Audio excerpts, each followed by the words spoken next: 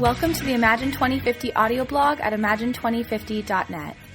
At the beginning of October, Governor Brewer and the Arizona state legislature cut roughly $5 million in funding for organ transplants, which resulted in the loss of an estimated $15 million in federal matching funds.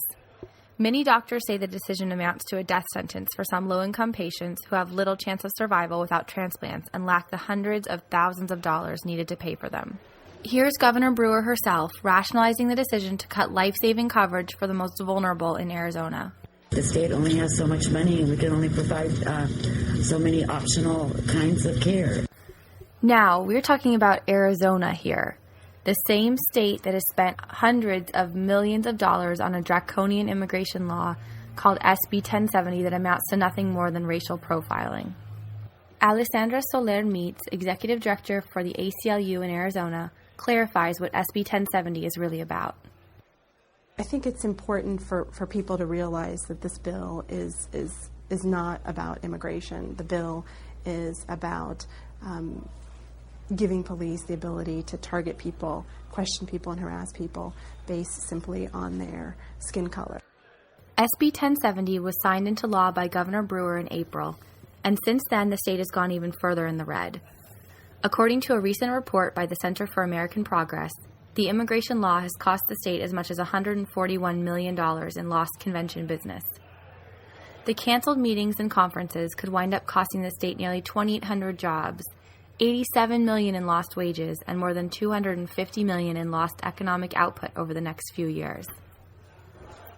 Upon signing the bill into law, Brewer said it was the right thing to do. 70 into law because, though many people disagree, I firmly believe it represents what's best for Arizona. The right thing to do for the state of Arizona, huh? Try telling that to the families of patients waiting on the transplant list for their second chance at life. I'm glad she has a clear moral conscience because I don't know how the governor of a state with a sizable budget deficit that had just passed a punitive racist law and then cut transplant funding for the neediest citizens can sleep at night. A recent San Francisco Gate article confirms that SB 1070 is indeed costing the state a bundle. While it's not unique for states to find themselves in the red these days, SB 1070 is at least partly to blame for the lack of funding that led to the healthcare budget cuts. According to the New York Times, the Arizona legislature claims that cutting transplant benefits will save $4.5 million this year. Advocates have called on Governor Brewer to use some of the state's $185 million in federal stimulus funds to restart the procedures.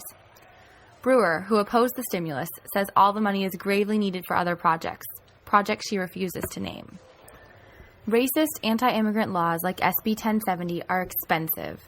They are both bad for business and bad for local communities.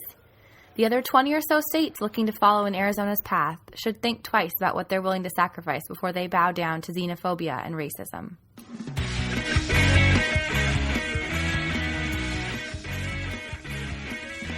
Thanks for listening to the Imagine 2050 audio blog, and for more information, check out imagine2050.net.